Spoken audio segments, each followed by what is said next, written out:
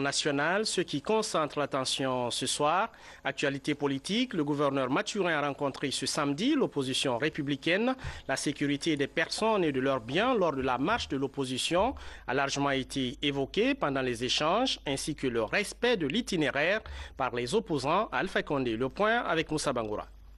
L'opposition républicaine décide enfin de faire sa marche ce mardi 16 août 2016.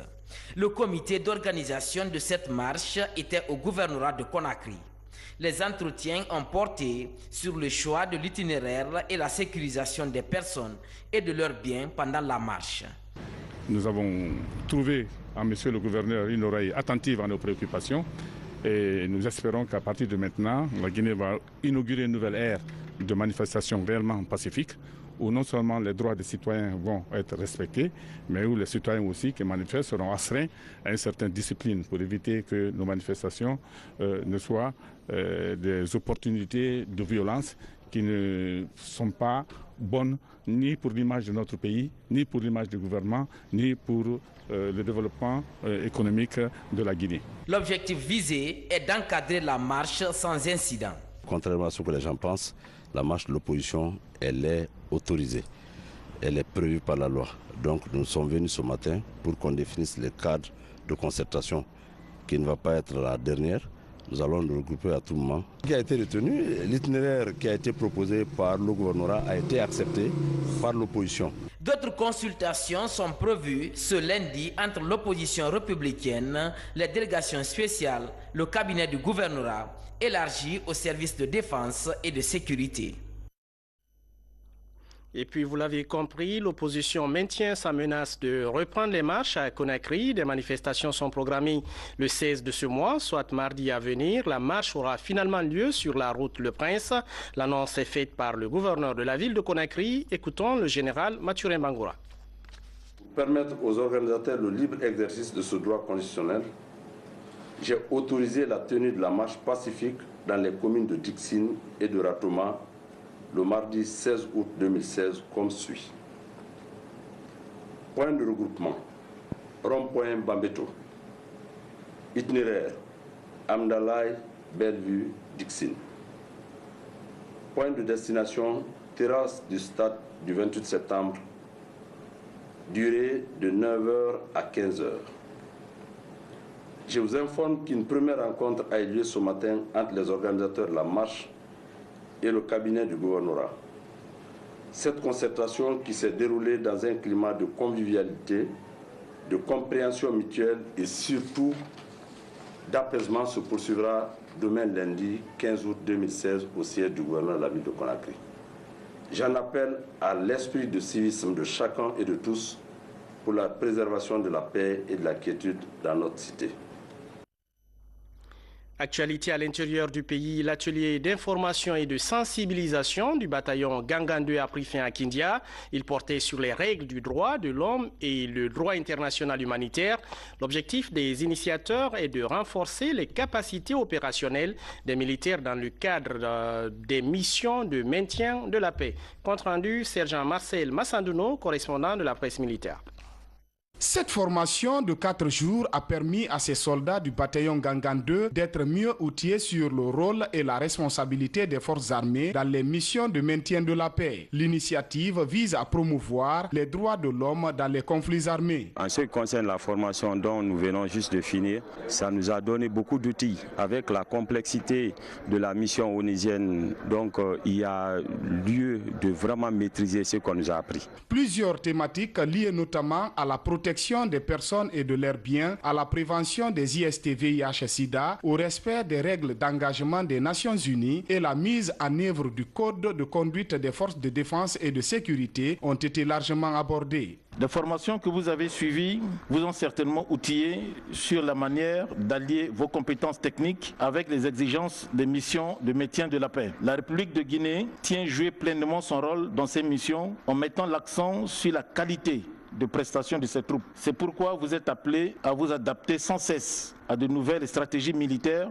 dans le respect des droits de l'homme et du droit international humanitaire et même en dehors de vos frontières. Notre pays, la Guinée, s'est engagé dans un processus de réforme des forces de défense et de sécurité dont l'objectif ultime est de doter la Guinée d'agents de défense et de sécurité professionnels et faisant la fierté au sein des armées du monde en général et celle de l'Afrique en particulier. C'est par la remise des attestations aux participants et des exercices pratiques que la cérémonie a pris fin. La société Civita lance les travaux de réhabilitation de ses agences de l'intérieur du pays. À Kamsar, par exemple, un expert de la société RIM d'Espagne supervise les travaux. Des équipements sont attendus pour la reprise prochainement des contrôles techniques automobiles. Les explications avec Ansuman Toumani Kamara. C'est après 14 ans d'arrêt que les travaux de réhabilitation des installations de Civita sont lancés à Kamsar. Il sera question de doter ce centre régional d'équipements modernes. Cet expert électromécanicien est dépêché par la société espagnole RIMI, l'un des leaders mondiaux en équipement de contrôle technique automobile.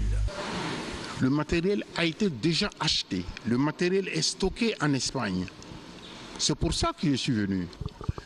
Dans une dizaine de jours, vous n'allez plus reconnaître ce centre. Tout va être refait. Les nouvelles machines vont être installées et le premier contrôle technique de Kamsar, Inch'Allah, je le promets, pour maximum 2 semaines. Des équipes multidisciplinaires sont mobilisées pour finir les travaux de réfection de l'édifice à temps. Et nous avons les menuisiers, les peintres, les soudeurs et encore nous avons les maçons et les nettoyeurs, afin de tenir bien le centre avant le démarrage. Dans la cité de Bauxite, l'annonce de la relance imminente des visites techniques automobiles tombe comme un ouf de soulagement, vu le nombre croissant d'accidents de la circulation. C'est une action patriotique qui est bénéfique pour toute la Guinée, pour la région de Boké, plus particulièrement pour la commune rurale de Kamsar. Avec l'absence de la Civita ici, on se sentait vraiment en insécurité. Vous savez, dans les sociétés minières, il y a tellement d'engins qui tournent ici. Il faudrait que la visite technique soit vraiment de rigueur. L'option est de relancer les agences régionales de Civita en attendant celle de Conakry. Dans la capitale, le site octroyé à la société reste encore occupé malgré l'engagement écrit de certains départements ministériels à travers un protocole d'accord. Chapitre éducation, je vous amène à l'université Gamal Abdel Nasser de Conakry où les autorités s'emploient à qualifier l'enseignement. 5 laboratoires sont équipés pour mieux préparer l'ouverture prochaine des classes et permettre aux étudiants d'être opérationnels après leur cycle de formation. Le point avec Francis Collier. Pour lier la théorie à la pratique, les institutions d'enseignement supérieur se tournent vers l'équipement des laboratoires. À l'université Gamal Abdel Nasser de Conakry, le développement de partenariats permet d'équiper progressivement les laboratoires vétustes depuis des décennies. Aujourd'hui, 5 laboratoires sur 32 sont fournis en équipement de dernière génération. Pour ce dernier en date, il s'agit du laboratoire de biochimie équipé de microscopes manuels et électroniques à la fois. Au total, nous avons 32 laboratoires de l'Université Gamal et c'est pourquoi on a commencé par le laboratoire optique phénomène ondulatoire. Ensuite, on a équipé le laboratoire d'expertise d'analyse. Ensuite, nous sommes venus au niveau du laboratoire génie mécanique et on est venu au niveau du laboratoire génie civil et nous voici aujourd'hui avec le laboratoire biochimie. Ces microscopes d'analyse biochimique sont acquis grâce au partenariat développé entre l'université Gamal Abdel Nasser de Conakry et des entreprises allemandes. Vu que nous sommes maintenant dans le système LMD, il faut forcément que la formation soit liée à la pratique et cette pratique ne peut se faire que dans les laboratoires et au niveau des différents stages. C'est pourquoi nous avons entrepris des partenariats. L'équipement des laboratoires permettra à l'université de Conakry de rendre compétitifs ses étudiants sur le marché du travail. L'université Roi Mohamed VI se dote d'un laboratoire de contrôle des sols et matériaux. L'équipement facilite la reconnaissance et le sondage géotechnique et de contrôle de qualité des matériaux. L'objectif est d'encourager la recherche chez les étudiants qui seront mis en situation professionnelle. Saint-Martin Fancina Deno. L'université Roi Mohamed VI de Conakry se dote d'un laboratoire de contrôle des sols, des bâtiments et des travaux publics. Son implantation sur le campus devrait permettre aux étudiants des filières concernées de maîtriser désormais les techniques de reconnaissance et de sondage géotechnique. La théorie sans la pratique, d'où l'idée de mettre en place actuellement un laboratoire pluridisciplinaire. C'est l'identification de tout ce qui est matériaux. Ça permet de voir dans les carrières, il y a tel ou tel type de matériaux qu'on pourra utiliser soit dans les routes, soit dans les bâtiments. Le deuxième volet, c'est une fois on est en possession de ces matériaux, pouvoir les tester, que ce soit dans la géotechnique ou bien dans le béton. Les équipements installés ici constituent un atelier complet. Ils permettent aux apprenants de faire des essais sur du béton pour comprendre les normes de conception et de durabilité d'un bâtiment ainsi que des infrastructures routières. C'est l'établi, ça nous permet de définir pour les graviers ou pour les sables, quelle est leur composition en termes dimensionnels et à terme leur utilisation dans tout ce qui est route ou bien dans les bâtiments. L'opérationnalisation de ces laboratoires sera assurée par les étudiants du campus qui ont bénéficié de l'expertise marocaine l'année dernière. C'est là grâce au partenariat entre l'université Roi Mohamed VI et un laboratoire du même type de Rabat. J'ai appris théoriquement en classe. Aujourd'hui, tout est clair devant moi et tout est plus facile par rapport à cette théorie que j'ai vue en classe. Avec ces laboratoires, les encadreurs de l'université Roi Mohamed VI pourront à tout instant effectuer des visites de terrain avec leurs étudiants pour évaluer la nature des agrégats. Politique, à Kaloum, les militants du RPG Arc-en-Ciel renouvellent leur soutien au président de la République. C'était lors d'un meeting du groupement L'Inféma qui a mobilisé ce samedi de nombreux partisans du parti au pouvoir. L'occasion de lancer une campagne de sensibilisation sur la paix et l'unité nationale. Témoignage en images dans ce reportage de Aboubakar Junior Camara. C'est un meeting de sensibilisation en faveur de la paix et de l'unité nationale, initié par la structure L'Inféma de Kaloum. Ce meeting permet aux femmes de cette structure de réitérer leur soutien au projet de développement du chef de l'État, professeur Alpha Condé. Le message que nous avons voulu véhiculer, nous voulons faire savoir à l'opinion nationale et internationale que les femmes et les hommes de Kaloum sont pour le professeur Alpha Condé. Donc de ne pas se leurrer, c'est ça la vérité. De ne pas se leurrer. À Kaloum, c'est le professeur Alpha Condé qui est là. Baromètre de la société et victime des conflits politiques, ces femmes prônent la cohésion sociale et le dialogue politique. Je suis une mère de famille comme tous les autres. Ils n'ont qu'à sensibiliser leurs enfants, leurs maris, leurs oncles, leurs petits frères de rester tranquilles, de cultiver la paix dans ce pays-là. Nous sommes trop en retard. On a eu un président qui peut nous aider. Nous devons laisser ce président-là travailler. Renforcer l'unité nationale, sans laquelle aucun développement n'est possible, c'est le cri de cœur de la structure à travers ce meeting. Pendant ce temps, Dubreka enregistre de nouvelles adhésions. Les militants sont présentés au bureau politique du RPG Arc-en-Ciel. Ils s'engagent à mener des campagnes d'information des populations sur les idéaux du parti et les enjeux de la cohésion sociale. Voyons tout cela avec Bernard Tunguino. Elles sont plus de 150 personnes, désormais membres du bureau du RPG Arc-en-Ciel, dans les différentes sections de Dubreka. Devant des militants et sympathisants venus de plusieurs contrées, ces nouveaux élus ont pour mission de défendre les couleurs du parti au pouvoir. Nous, femmes de Dubreka, nous vous exprimons, professeur Alpha Condé, chef de l'État, président de la République, autant que nos enfants, notre fidélité indéfectible, en nous dressant résolument à vos côtés en toutes circonstances pour mener à son terme votre programme de société que vous menez si efficacement pour un développement radieux de la Guinée. Et aujourd'hui, si vous regardez la majeure partie de la population à Dubreka, où les jeunes ne vont plus dans les cafés, ils sont occupés dans les usines, dans les unités industrielles. Donc l'engagement que nous prenons, c'est de soutenir son Excellence, Monsieur le professeur, le président de la République, le professeur Alpha Condé, pour qu'il aide davantage la jeunesse, pour que la jeunesse soit indépendante. Outre son engagement à accompagner le chef de l'État, la préfecture de Dubreka multiplie les sensibilisations pour l'instauration d'une culture de paix. Aujourd'hui, le résultat est salué par plus d'un. D'assister ici à la présentation des structures du parti RPG Arc-en-Ciel, où le grand bureau, le bureau des femmes, le bureau des jeunes se sont présentés à nous, rassemblés collectivement en assumant leurs responsabilités derrière le parti. La Guinée a toujours servi d'exemple de stabilité en Afrique. Donc chacun de nous doit jouer son rôle pour que la paix règne en Guinée. Car c'est dans un pays en paix que le développement est possible. Cette grandiose mobilisation témoigne davantage de la détermination des habitants de Sumba Toumani à soutenir le RPG Arc-en-Ciel aux prochaines consultations électorales. Et puis à Conakry, les dés sont jetés pour la caravane de solidarité envers les femmes balayeuses. L'opération est à sa 2e édition, une initiative de la Fondation de solidarité féminine engagée dans l'assainissement dans une ville où l'insalubrité refait surface. Reportage Abraham Christophe Conté, Diamokaba. Ces équipements sont destinés aux femmes balayeuses de Mamou.